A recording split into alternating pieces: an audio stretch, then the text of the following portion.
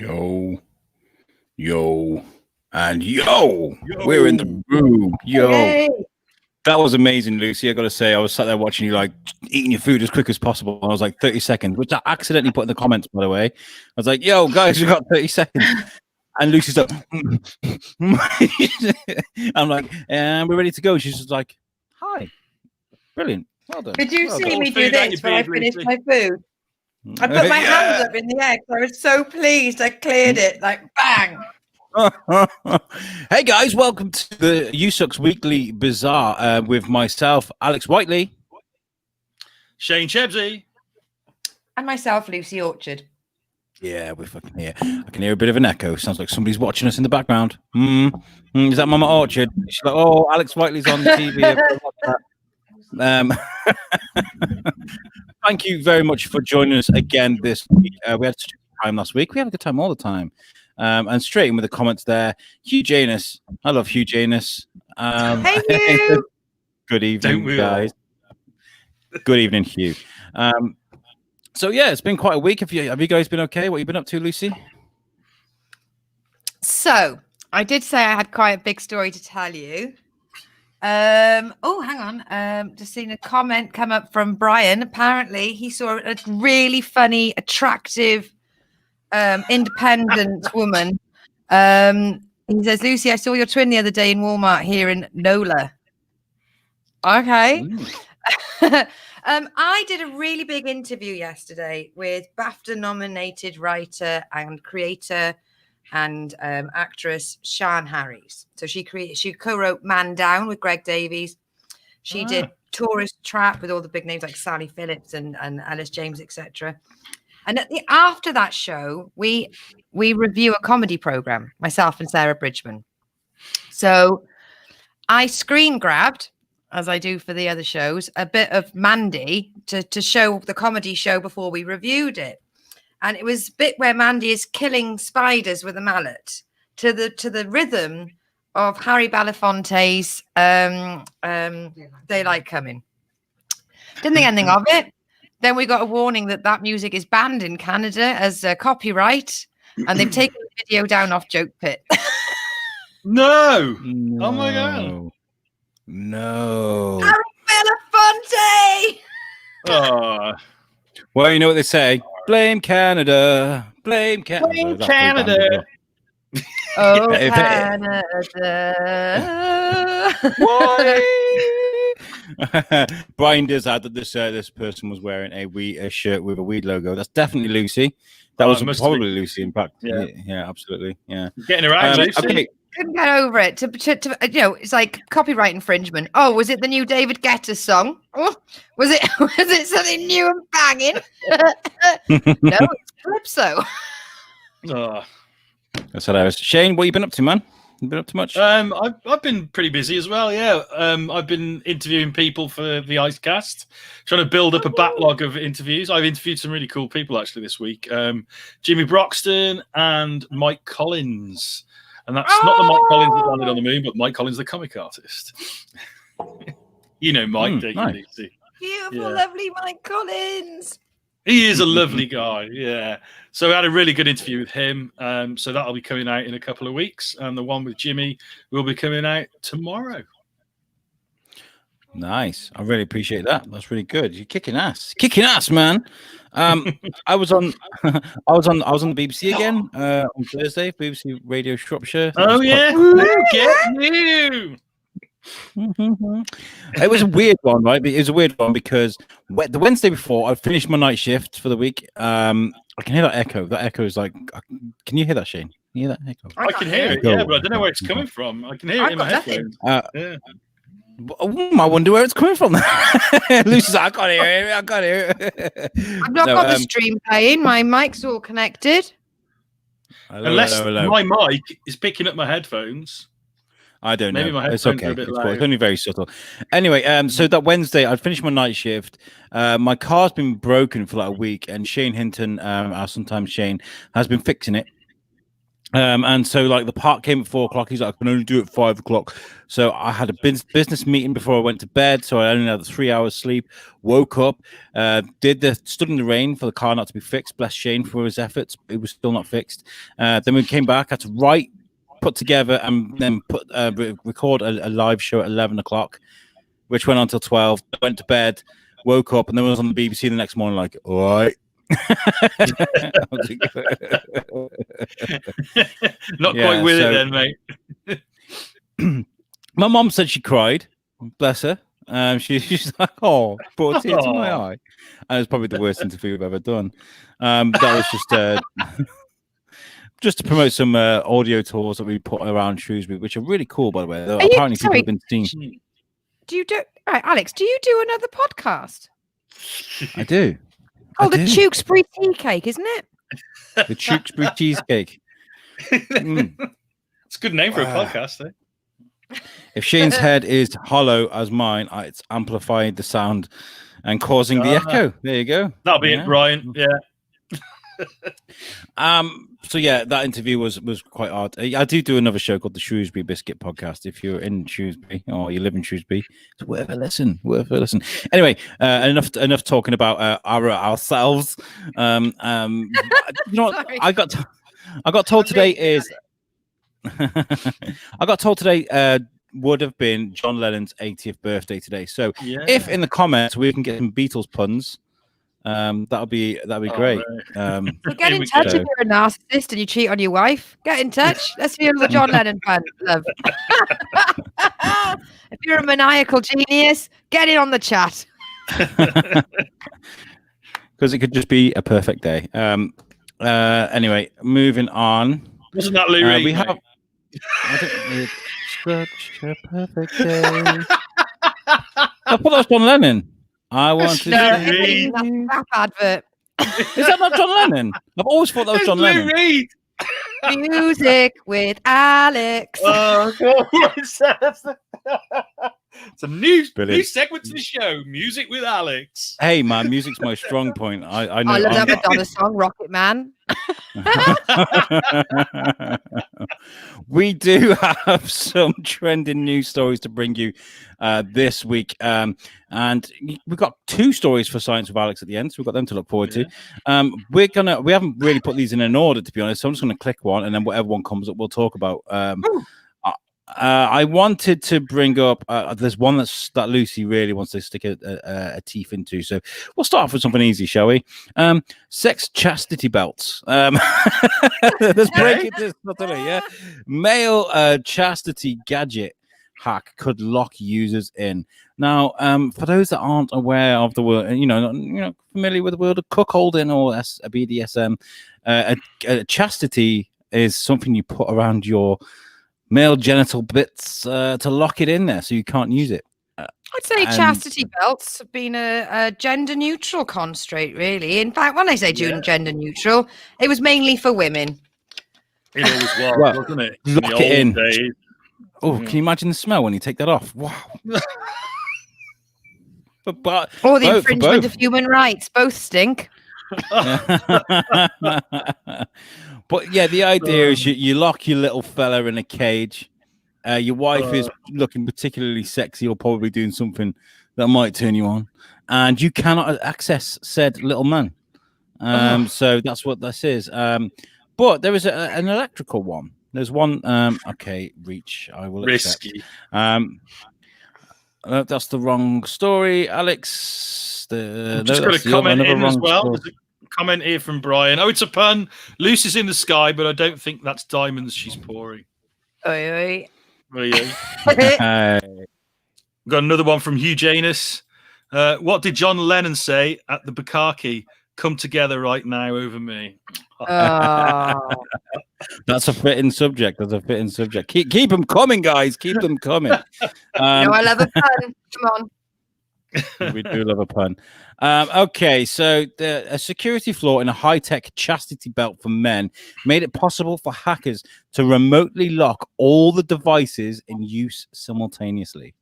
I mean, like forever, like literally The internet linked sheath, I love that.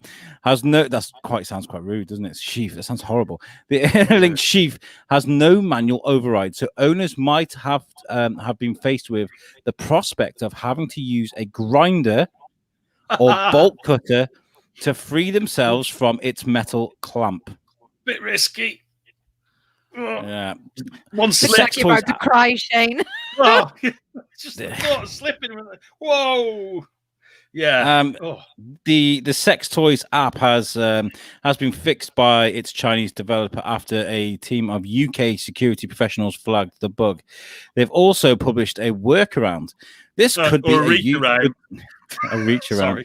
I'm gonna share the screen because I think it absolutely displays the what this thing looks like. Here we go, BBC. There we go. Right, do you want to just take the picture out where I loaded it from the brand? Look, it's here. Look, it's here. There we go. You can see it. Lucy, Just looks like properly. Looks like a head shaver.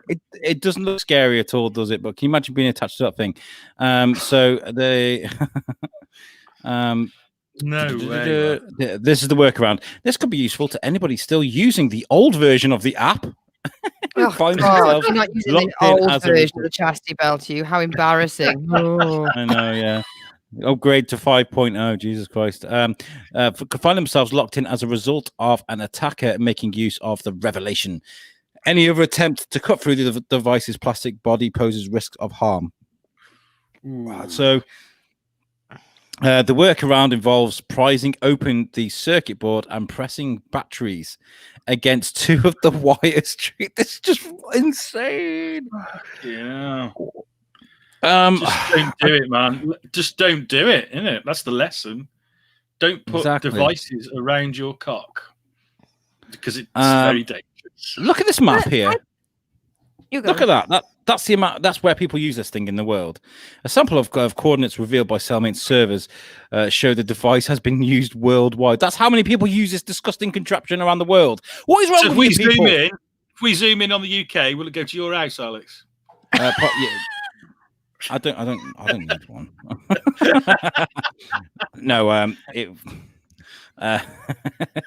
Yes. Okay. You caught me. That's an interesting thing, though, isn't it? It says Cree's Cellmate Chastity Cage is sold online for around $190 and is marketed as a way for owners to give a partner control over access to their body.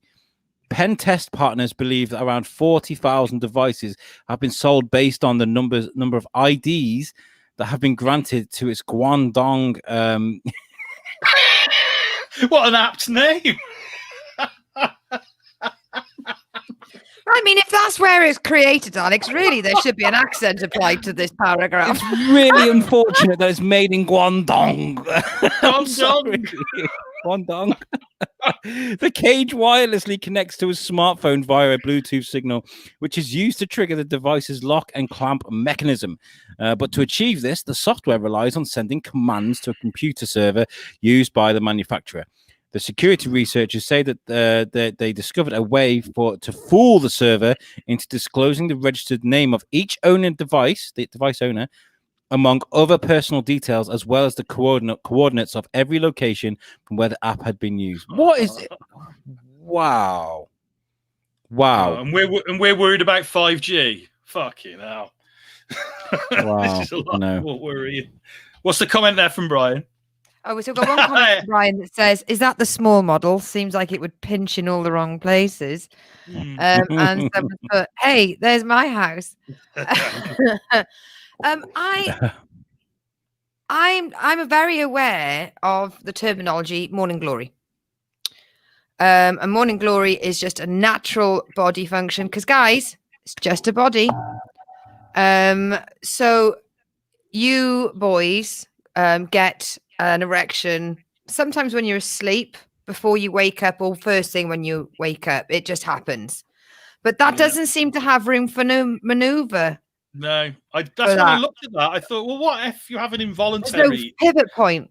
Yeah, you're just going to be in immense pain, aren't you? Because it's going to be trying to get out.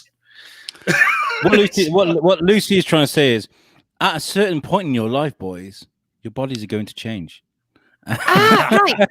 Look at the one in the middle. Look at the one in the middle. So that the what looks like a lever, that bit fits against you, and then the whole thing must move. So there isn't. So the bit. So it can move up and down. Yeah. So just where your cock hits your skin, where your body is, that bit there. That's that bit. Okay. There's a hinge. It's a hinge. It all hinges. Why is Brian says, why is Lucy fiddling with the mic during this story? Oh well, you know, Mike's a lovely man and he's consented.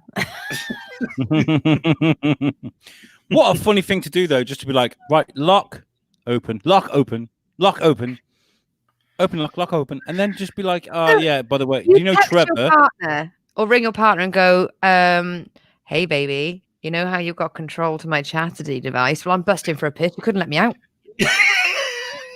That's the other thing. How do you take a piss? And they go, I'm sorry, missed your call. I was in a meeting. What do you need? It's a bit late now. I mean, I'm not being... I've electrocuted me dick. I'm not being funny, but we're adults here. Like, you know, if you're at it, you're not like, oh, I need a wee. We need to stop. You know, that's what these are meant. They're not meant to be locked on and then be like, yeah, see you in 2 days. Well, I think that's the problem, isn't it? If they got locked on in this case and they couldn't get them off, I mean, it could end up very messy and very painful, couldn't it? Let's face it. Bravo, Lucy. Brian says a funny story, and I just think that the moral of the story is, one, if you live in a town called Guangdong, don't make sex toys. And two, don't buy anything that you have to power by app to have sex. What's that? It's too complicated. Yeah, too complicated, idea. People. Okay, we're going to move on from that story because it's making me feel a bit. I'm going to give story. I'm going to give Lucy this story to talk about because she was dying to talk about this last week. We spoke on the phone for like an hour, and she's like, "There's this story. We need to talk about it." And it's this one. Lucy, take it away. Right. So this is a long story. So it doesn't jump out as a Weekly Bazaar story, but I thought, because it said this story is gripped Singapore, and I thought, well, it's got to be something worthy of being a page turner. What about this story has made anyone interested? Because we don't often get to have stories from this part of the world that doesn't involve beating kids. So I thought, well, this will be nice. So the case of a maid who has battled a millionaire has gripped Singapore. So she was an Indonesian domestic helper who earned £345 a month working for an extremely wealthy Singapore family.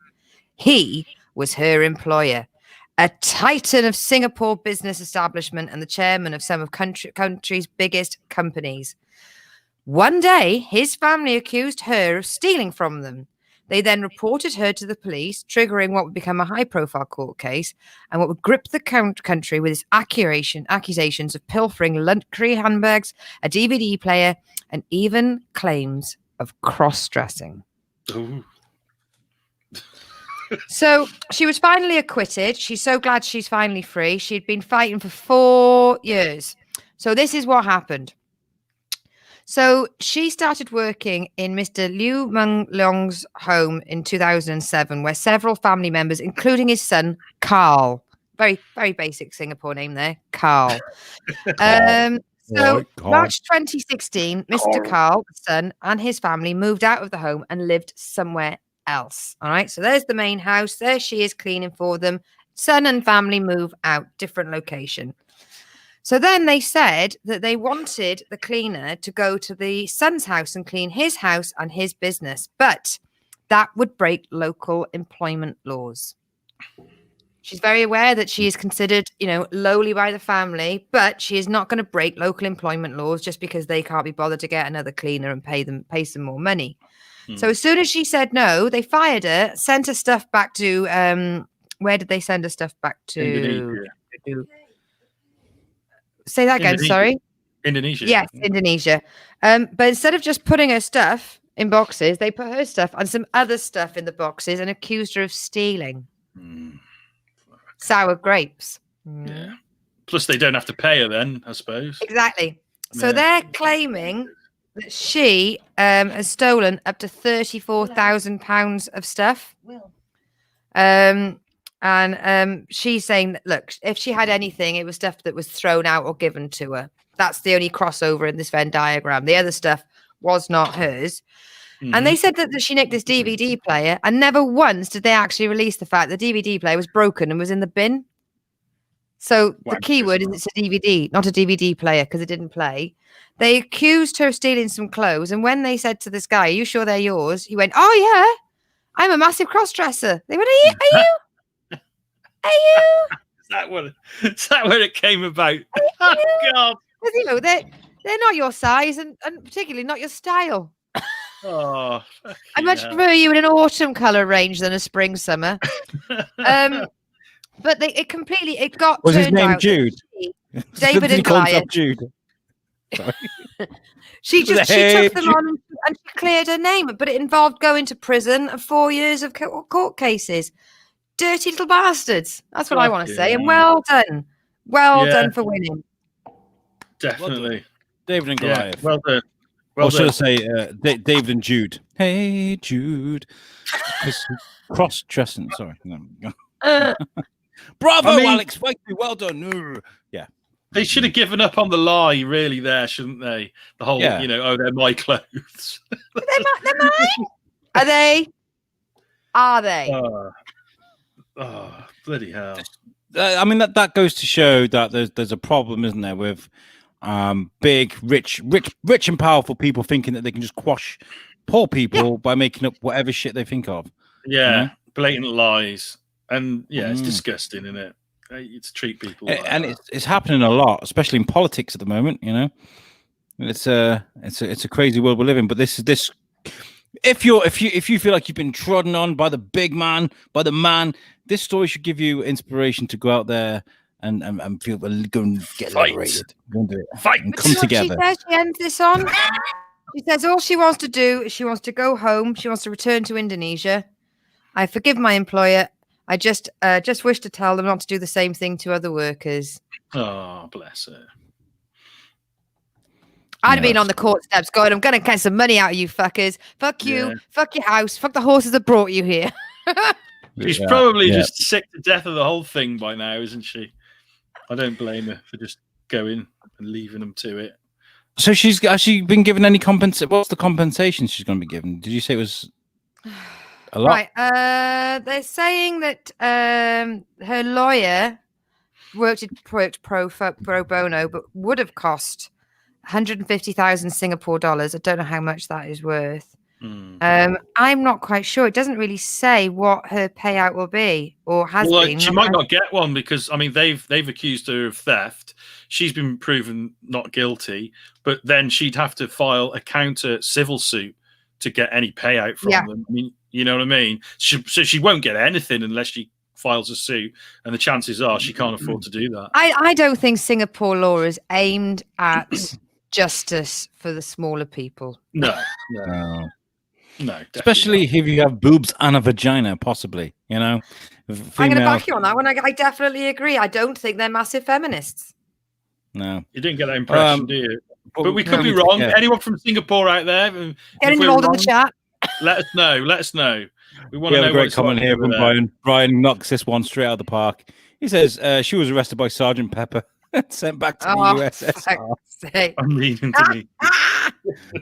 These people, keep them coming, people. Keep them coming. All the way through the show, please. Come on. Oh dear, that's a barrel scraper, wasn't it? Do it for John. Do it for John. That's what hashtag. Do it for John. I've got rid of that one. Okay, this is another story that Lucy's gonna flip her mind because she's constantly been saying for the last few weeks, leave it alone and put it back. Okay, because we have another story. These stories are very much not in 2020 stories, aren't they? Shane, you can take this one if you want. Have you got it open to read the story? If I throw up the thing here, throw it up, and I'll let you know. Yeah, I got it. Okay, so this is definitely one to file under that not in 2020. So Oh, fuck off, uni lad. Yes, I agree to all your terms. Now, fuck off. Fucking hell. Anyway, so as you might have guessed, this is from Unilad. Egyptian archaeologists clearly weren't bothered about unleashing any ancient plagues or curses when they decided to crack open 59 coffins for the first time since they were buried 2,500 years ago. I mean, I know, ancient sealed coffins are intriguing, but I've also seen enough movies to know that this kind of plotline rarely ends well. The discovery of the coffins was announced last month when it was revealed that they were found in a burial shaft in the desert necropolis of Saqqara, which is believed to have previously served as the necropolis for Memphis, the former capital of ancient Egypt. Yeah, that's not where Elvis is buried. You know, it's another place. More than a dozen coffins were found stacked on top of one another in the burial shaft located 11 meters, that's 36 feet for all you Americans, below the ground, and more coffins were uncovered in further excavation work. I mean, that's a lot, isn't it? Yesterday, on October the 3rd, authorities unveiled a total of 59, oh, God, these words, sarcophagi. There you go, I've said it. With officials saying, that's how you say it, isn't it? That's great, that's great, I love it. Thank you. With officials saying they expect tens more to be exhumed from the burial site. Studies suggested the coffins haven't been opened since they were buried, so archaeologists were given the chance to be taken back to the 26th dynasty, more than 2,500 years ago when they cracked them open. El Aname revealed most of the coffins include mummies of priests and top officials. ABC News reports and restorers opened 2 coffins to show mummified remains wrapped in burial cloth that bore hieroglyphic inscriptions in bright colours. That's amazing. They've still retained the colour. The excavation work also uncovered a carved bronze statue of the god Nefertum, inlaid with precious stones, a collection of 28 statues of Fatar Soka, the main god of Saqqara necropolis, collections of amulets, and Ushabti figurine. I know why you got me to read this one now. All these You're just having a good laugh at my expense, aren't you? The coffins are set to be transferred to the Grand Egyptian Museum, a huge establishment near Giza Pyramids, to be put on display to the public when it opens next year. Wow. How many mummies? Wow. That's a lot of mummies. How many pissed off mummies? That's the full bit. Do you know what really annoys me about this? Diseases are in there as well. Well, yeah, that's the thing as well. Okay, so you look at the pictures and you think, oh, but they were really scientific and used lasers and did it in freezers and with like, you know, suits. And no, they're all just, there's like 100 people crowded around and like, yo, guys, get a copper load of this. They're really unprofessional. They could have destroyed so much history there. That's what annoys me about this. Because it's people that just want to dig open and find gold and diamonds. No one gives an absolute flying rat's ass about any kind of provenance or storyline. The fact that they said there, and the line should say there once was gems on those because they won't be there by the fucking tea time. I mean, ultimately, if I was there, I would say, get back. Get back. Get back. Get back to where you once belong. Love it. And to be fair, you know, after a few years, the body's changed and dysmorphed and what have you. Maybe it looks like Lady Madonna.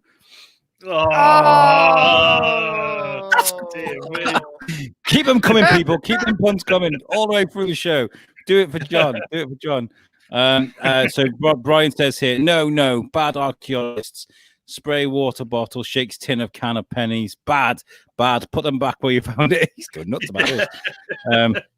Are you my mummy? Somebody put it. Are you my mummy? Oh, one of the scariest episodes of Doctor Who.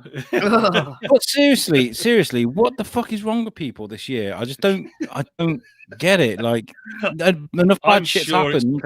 I'm sure it's perfectly safe. I'm sure nothing bad will happen as a result of them digging up a 2,500-year-old sarcophagus. I'm sure it'll be absolutely fine. I'm sure there are no curses attached to it. I'm 80% sure there are no curses. I'm 70%. I mean, it's 50-50. There are no shit. I had the luck of going to Egypt on a holiday before the world fucked up. I went by myself. So I went on one of those solo cruises where it's just single travelers, not like a singles tour. It's a solos tour. And we were lucky enough to have a really famous grandson of the first ever Egyptian owner of the antiquities in Egypt. He was like fame. Like everywhere we walked, I was like, Ahmed. And it used to be that you could only have 4 tour guides a year trained in Egyptology. If you were caught doing any tourism work talking about Egyptology without a license, you got arrested, because that's how severely and seriously they guard the history. They're the only country with an ology. Egyptology. And now they're sort of churning out a couple of about 20, 30 tour guides a year. But it's so amazing the stuff they do. And then you show to a picture like that where you've got somebody with a fag in their mouth, a really rusty Jimmy, going, "Yeah, another one in here, mate. That's it. What did you think of? I think we've had this conversation before. Like, what did you think of Egypt on the whole? I loved it. It was beautiful. For the first 2 seconds, I thought, "Oh, so much attention." On third, fourth second onwards, I was like, "Oh, fuck off and talk to somebody else," because I mean, it's all men. And they do love a white Western woman, especially blonde. And the fact that I was under the age of 120 and white, I did get a lot of attention. How many camels were you worth? We'd go into a room and they would ignore my entire tour party and just talk to me. They'd learned things to shout in the markets, like, "Hey, Asda price," and stuff like that. And the tour guide, Ahmed, he sort of took me under his wing. He used to call me like Habib, like his little baby, and I'd call him Dad. And people would come up to me and sort of say, like these necklaces and stuff. And I'd go, "I like this one." And then I'd watch them argue for 5 minutes, like a vicious argument. And then you go, "There you go, love. It's just a $5." We've just had another fascinating. Within 2 weeks, I was able to go to most temples and to pick out hieroglyphs that I recognized. It's a very lovely language to start learning, how you can understand the symbols, and they start becoming more and more frequent and used, and you start thinking, "I understand a little bit more about this than most people," if you've got the right tour guide. Yeah, that sounds cool. I thought the place was fucking atrocious. It was fucking atrocious. In the hotel, the beaches and things were beautiful. White sands, palm trees. It was kind of all painted a bit like whatchamacallit, the white walls and stuff. Mamma mia, there you go. It was lovely. It was really nice. And the beach next door was a disused one. Literally wall to wall, so to say, like shore to shore, rubbish all the way around. They didn't give a fuck. That echo's getting really loud. Okay, there's a couple of comments here. What is that echo? Echo. I don't know what to say about it, mate. I haven't got one. I can hear it. Yeah. Anyway, Brian says Egypt works 8 days a week on their ology. 8 days a week. Very good. Yeah. 8 days a week. Hugh Janus, he says, where the mummy's chanting, "Here comes the sun."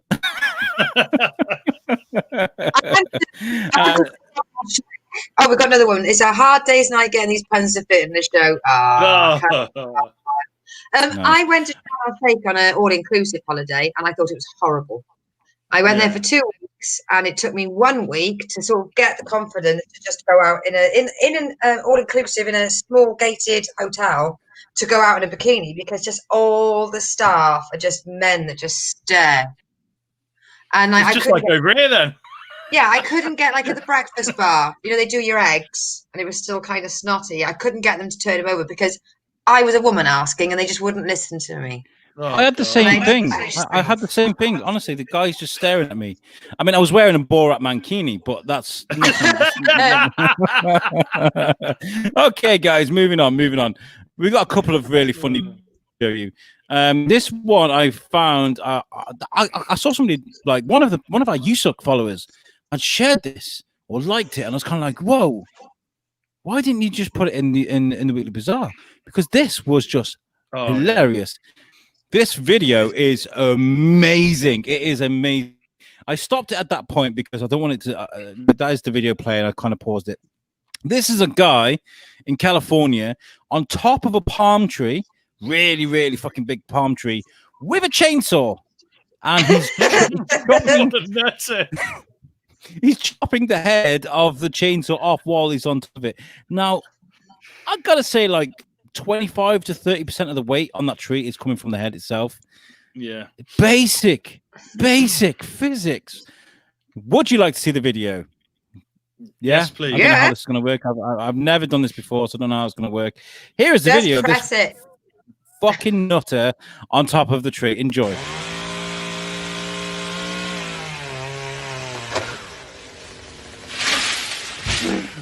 Ay, Dios santo.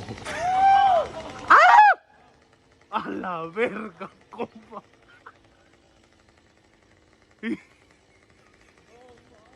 No mo. Oh my god.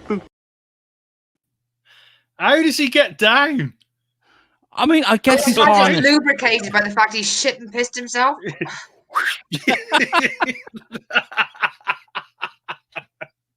Is the correct answer.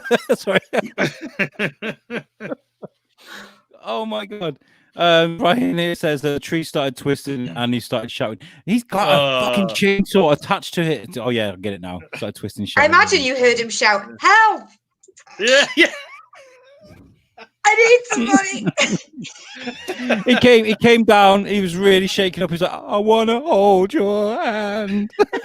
Right. That is ridiculous, right? Because I mean, there's too many. How do you chop down a palm tree then? Because I don't know many tree surgeons, but they must be difficult. Because if it's that big, it's just going to like literally over like buildings, houses, schools, children. Like, I guess there's got to be a method in the madness. Probably anchor both points of the cut. Yeah, So or bend it over, put a rope there, cut that, and that stays the same place. I'm imagining. We have another one. He should have let it be. Oh, these keep him coming. Do it for John, guys. Do it for John. When he comes down, it'll be like a helter skelter. Oh! When he got to the bottom, I got back to the top of the slide. I thought when it first came up, I thought, here we go. He's sat on a branch and he's cut the wrong side. Do you know what I mean? He's sat on the branch he's cut. I thought that's gonna be it. I was not expecting. It's brilliant. He's thinking to his harness, "Don't let me down." Oh. I mean, the harness is fine. Right? I had no issues with the fact that he's going to fall because I imagine he tightened himself to a tree. But he has a chainsaw on him, like literally. Yeah. Even if the thing's not on, it's going to hit you in the head and kill you. Like, it's fucking nuts. Eleanor McMee would approve of this show. Okay, another great video to show you. That's awesome. Is of this. This made me smile. Where is this? It? This is a nice one, isn't it? A nice story. This is a nice story. This is a heartwarming reaction to a woman being offered a job. She was so a manager who spotted her new employee celebrating getting a new job in the car park on CCTV shared the clip on social media where it's racked up millions of views. It's a fucking terrible world out there at the moment. Let me get rid of these. And it's getting harder and harder to find work, especially if you're in the fucking arts industry, which apparently, if you're in the arts industry, you've got to go and find another job. Yeah, fuck that. Fuck you. If you've said that and you agree with that, you're a fucking vermin, right? I haven't done the retrain skills test yet, but I'm fascinated to find out what I should be. I mean, I'm no actor. I mean, I guess I am an actor. I mean, I do get paid to do acting on occasion. But like, there's people out there that pays for the bills, that pays for the electric and running through the walls, things like that. You know, so. Yep. That's fucking heartless to say. Anyway, so this story is great to see because of that situation. And it says here, the woman's heartwarming reaction to landing a new job has gone viral after it was spotted by her new boss and shared on social media. CCTV footage from outside the Spot Sports Bar grill in Georgia, US, shows the successful candidate walking through the car park and then suddenly stops in an empty space. Appeared to look both ways, and she does something that is just absolutely unbelievable. I love this so much because of how naturally warm it is. Should we take a look at the video? Should we take a look at the video? I think it's great. Let's have a look at a day in her life. No! Here we go. Here we go.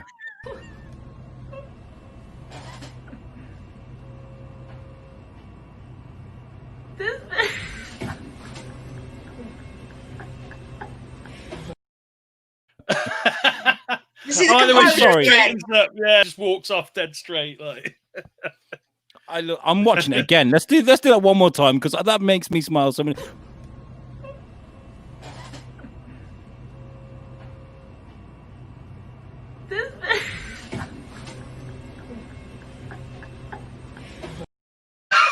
Beautiful. I love that so much. Well done on getting your new job.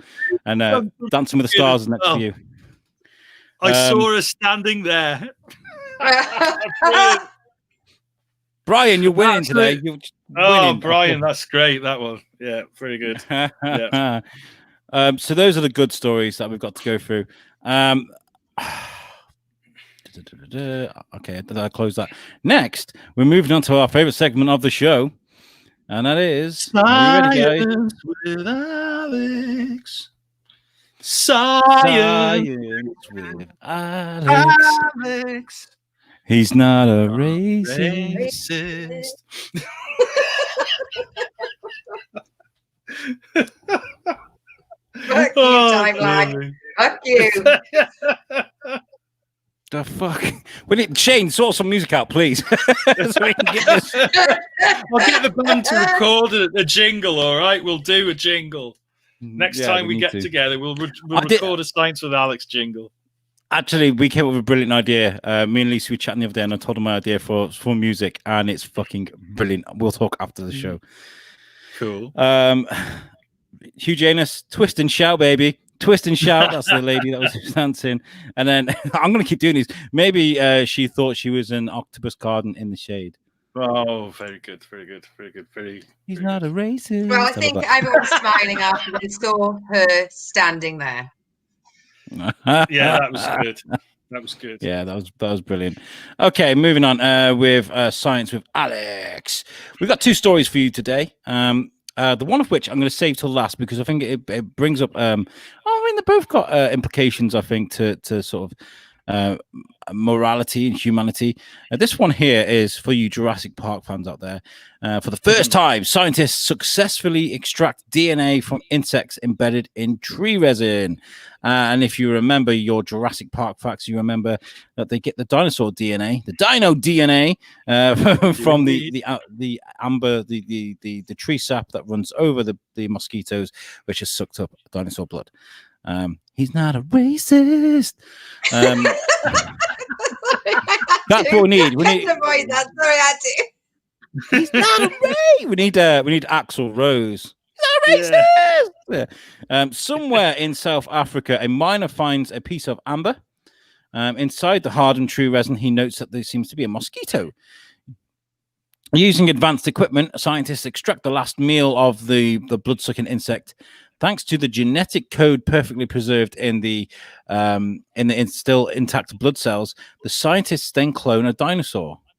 The novel and later successful movie franchise Jurassic Park popularized the idea that amber could preserve soft tissue and even DNA molecules over millions of years.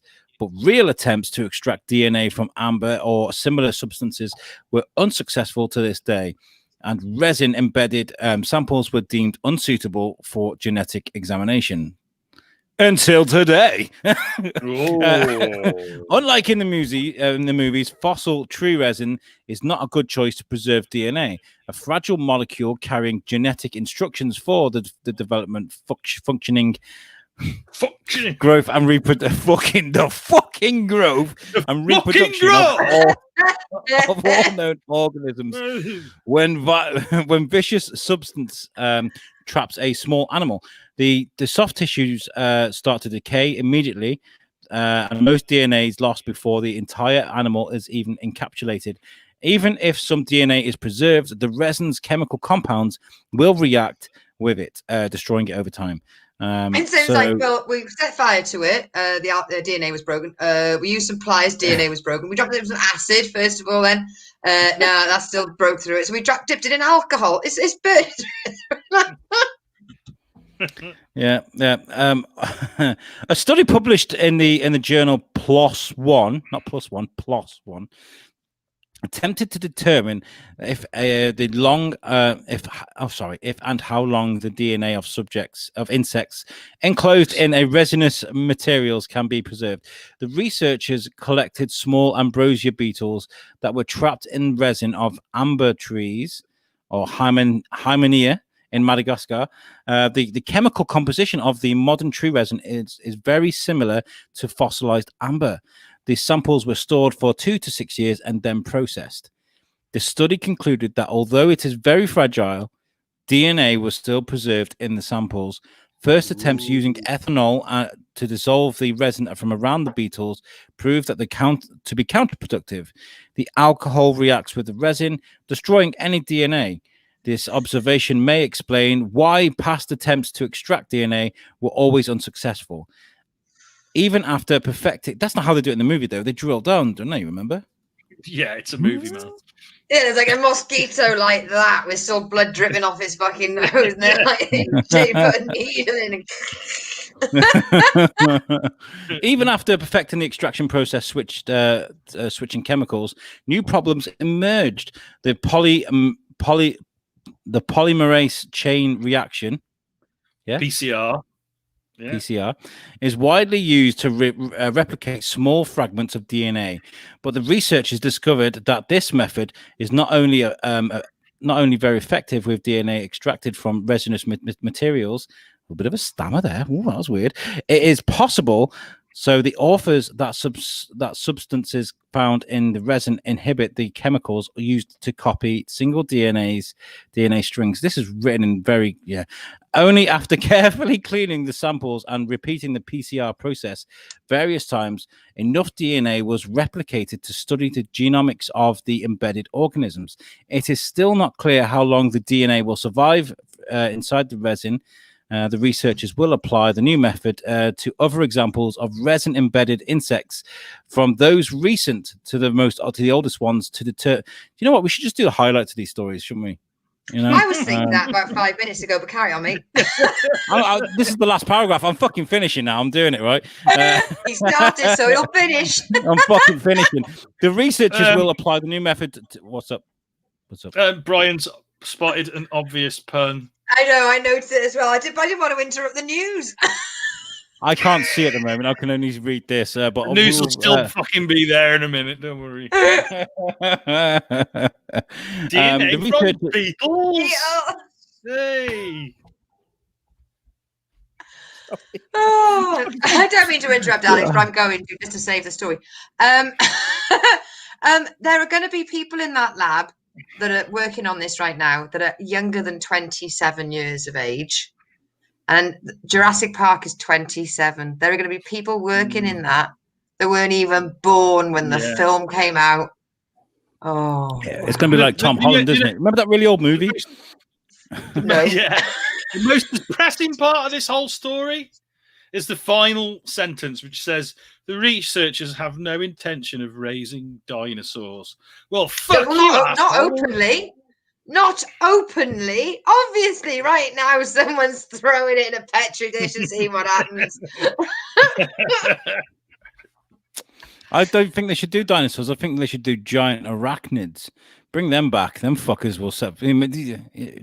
Yeah, can you imagine that? Just off you fuck. Yeah, they did. Giant arachnids exist? Yeah, they did. Alex, what film did you get this from? What did you get it from? That was what have you been watching, Alex? That was documentary. that was walking with dinosaurs. They said there were giant Documentary. arachnid. There was so much oxygen in the air that giant arachnids could live. And after all the trees got burned down, the levels of oxygen leveled out, which means they couldn't survive anymore, which means they grew smaller to evolve. Right. Was this on National Geographic or was this on Sci-Fi? Giant arachnids. BBC One, wasn't it? Walking with dinosaurs. I did watch. I remember the giant, what they call the ones with lots of legs, millipedes, and the giant centipedes and giant insects. But I didn't realise they were giant arachnids. I suppose. Everyone, what's this? A dead one of these. Oh, fucking hell. Okay, I'll need to do this because this is science with Alex. Okay, prehistoric Sorry, Mr. Whiteley. giant arachnid. Prehistoric. Oh, I'm gonna prove you all wrong now. Okay. Search reference. Were there ever giant spiders? Yeah. Come on, Jeeves. Tell me, Jeeves. Is he still around, Jeeves? Is he still going? Hey Siri, were there ever giant spiders? It's currently clear and 8 degrees. I don't think it understands Welsh.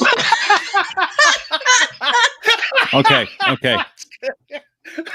No, that's not what I want. Okay, all right. Okay, for next week's show, I'm going to bring you a presentation on prehistoric giant arachnids. Right. If anybody can back me up on this, if anybody knows a scientist that can come up on the show and talk about this, we will do this. Okay, moving on. Because I'm right. I'm definitely right. The last anyway, science with Alex. This is our last one with Science with Alex. We're going to go find another planet. There we go. That's that done. Thanks for joining us. I'm joking. Giant arachnids. I'm telling you now. Scientists find promising. You guys are going to pay for this. I swear to God. Should we do a wager? Here we go. Let's make it interesting. I believe you, Alex. I believe you. I believe it's logical. Lucy's laughing. Prove it, Whiteley. I'll prove it. But what do I get in return? Do I get an apology? Yeah, on air. Oh, you get an inner sense of smugness and a free giant spider. In my giant Kinder Egg. Okay. Okay, so scientists have apparently found a promising super habitable planets that may be better than Earth. Better than Earth? Better than Earth? What's the Wi-Fi like? Have they got Netflix? So it says here that when you title a research paper in search of a planet better than Earth, that's literally what they call it. I'm fucking off. I'm out of here. This is what we're going to do. You're not messing around. Earth, the only place we know for sure hosts life, sets a high bar for other planets. Washington State University, but geobiologist Dirk Schulz-Makouch led a study. Makouch! He's Makouch! That's his name, Makouch. Who chills Makouch? Do I know him? Published in the journal Astrobiology last month. The paper identifies 24 exoplanets, planets located outside of our solar system, that could be super habitable worlds, more suitable than life for life than our own. Basically, a better environment than what we live in. The researchers created a set of criteria for planets to qualify as potentially super habitable. That's that word again. He said it 8 times. The list includes super habitable. That's the name of the new cosmic rays. Now the next song has got to be called Super Habitable. Okay, because that could be our new album title. Actually, I quite like that. Super Habitable. Yeah. The list includes an age of between 5 billion and 8 billion years old. Earth is around 4.5 billion years old, and a location within a star's habitable zone where liquid could exist. They also looked for long-lived stars that are cooler than our sun. Rather than focus on Earth clones, the team search for planets. Okay, look, they found one. Okay, I don't want to go on too much because we're running late. What I wanted to discuss with this story is what happens to humanity society when we do find a new planet. Okay, what do you think Well- happens? Because I think it's terrible. It's going to be terrible. Well, the thing is, mate, they're 100 light years away. The closest one's 100. Is it 100 light years or 100 million light years or something? It doesn't really matter which, because it's a fucking long way away. So we're never going to get there in our life. 100 light years away. Yes. So who gives a fuck? So who gives a fuck? But you know, we are going to be, if we're still here, if humanity hasn't destroyed itself or we haven't been hit by an asteroid, then by the time we've got the technology to, if we ever do get the technology to travel there, humanity is going to be unrecognizable from what it is now. Anyway, mate. So I wouldn't worry about, you know, the breakdown of society or culture, because we'll be evolved into something completely different by then anyway. No, but We'll what I use mean it for is, nuclear testing. We'll throw our litter on it, or we'll try and mine it and sell it. Do you know what I mean? We're dirty little bastards. Basically, this- you've seen fucking Avatar, haven't you? If humanity No. is still the way they are now, you haven't seen Avatar. All right, okay. No. Well, if humanity is still the way they are now, that's what's going to happen when we find another planet that's better than Earth, that's bigger and green and lush. We're basically going to fuck it up. We're going to take it over. Well- we're going to abuse all the inhabitants. We'll Relocate burn a them. Coca-Cola emblem on the side. Yeah. If we find any signs of life, we'll stand on it, kill it, and go, well, we were here first. Yeah, it's ours. We found it, but we lived here I'll already. drink Yeah, we them up. don't care about that. do you know what would happen? They'd create an exoplanet tax. We need to get to this planet. Everybody has to pay 5% of the wages so we can get there in about 400 years. That's what'll happen.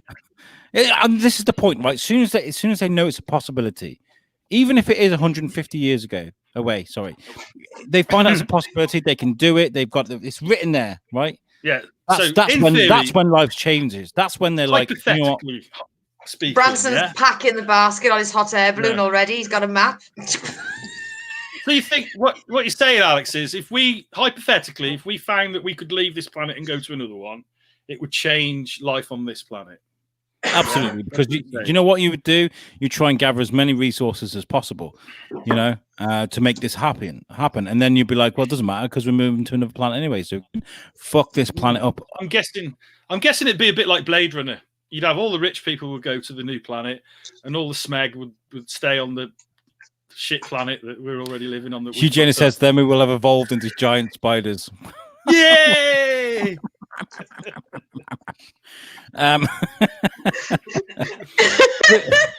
The world was full of rainforests, trees, as far as the eye could see. Okay, and they created so much oxygen that arachnids could survive and grow and be as still big as fucking cars. harping on about that. I'm We believe you already. We believe no one you. believes me. I feel like We that crazy believe guy in a you. movie. Like, no one believes me. No one believes me. You know. Next week, I'm believe bringing you. a whole hour on giant arachnids. I'm going to bring. You have Timmy out the background just walking past on the fucking left. Comment from Brian. Here we go.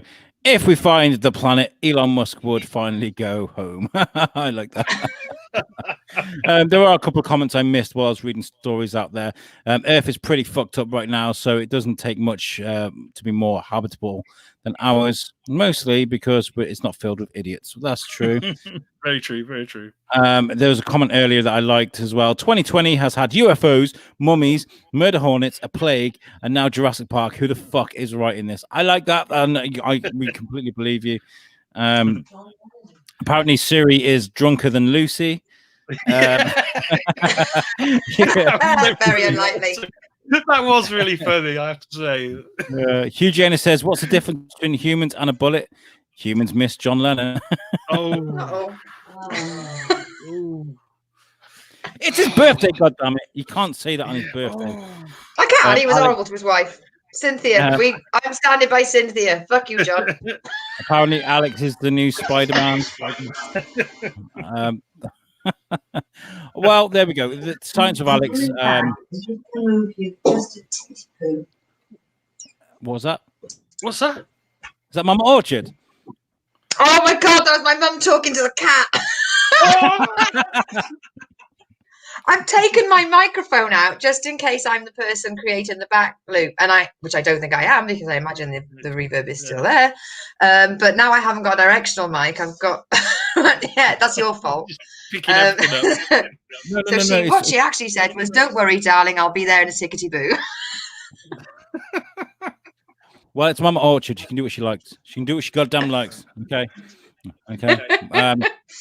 Right. Okay. So that's this week's show. Fantastic. I'm still annoyed about the spiders. I'm not gonna lie. I'm gonna go sleep tonight. Barely. Eugenius says that was a shitty joke. Eugenius. I like that, Brian. That's brilliant. Okay, guys, do you want to take a few moments to talk about what you're doing, Lucy? Yeah, I'm just plowing on with my online gigs, and I'm also planning with another comedian, Don Landy, to put a real life gig in real life with real people in a real place. So I've just got my Lucy show, got the Weekly Bazaar, I've got Big World Small Talk, and the Kitchen Sink. But I mean, ultimately, I love this show, and I couldn't get through it without a little help from my friends. Brilliant. I love and if you're listening, Graham, mwah, that's from me. Shane, you can't. Well, I've already plugged the Icecast, haven't I? But in the future, in the very near future, we're also going to be doing some live streaming shows where we're going to be promoting new comics and graphic novels that are forthcoming. So if you are a comic creator, large or small, and you want to promote your work, drop me a line. Yeah, and we can maybe promote your new book. Yeah, absolutely. I have the USUK team on the whole have got a lot going on at the moment.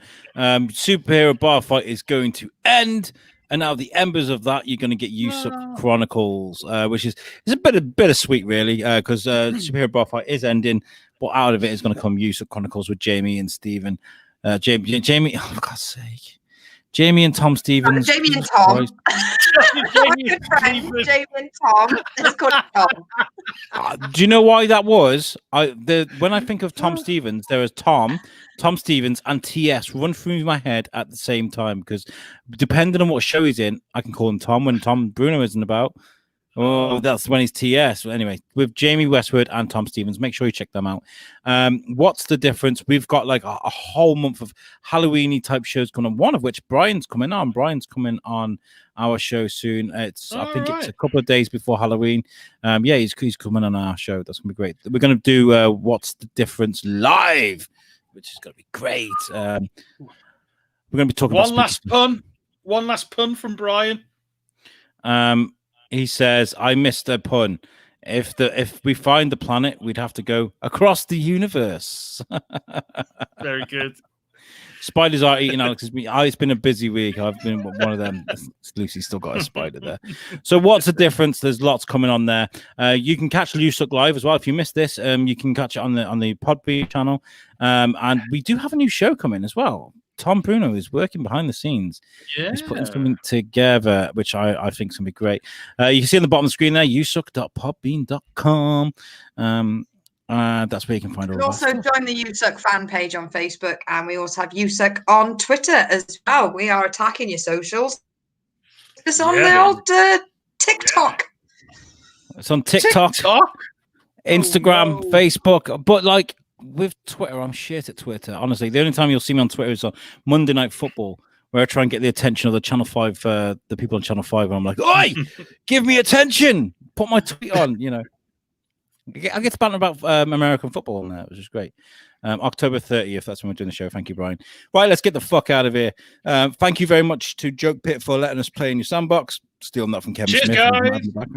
Thank you. Thank you, Kane. This has been... thank you, Kane. Thank you. This has been the Weekly Bazaar. I've been Alex Whiteley. I've been Shane Chebsey. And I've been Lucy Orchard. Yes, she has. We'll catch you guys next week. Thank you very much. With an hour of spider talk. The Weekly Bazaar. Okay. That's what it's going to be. I'm telling you. Spider episode. Peace out.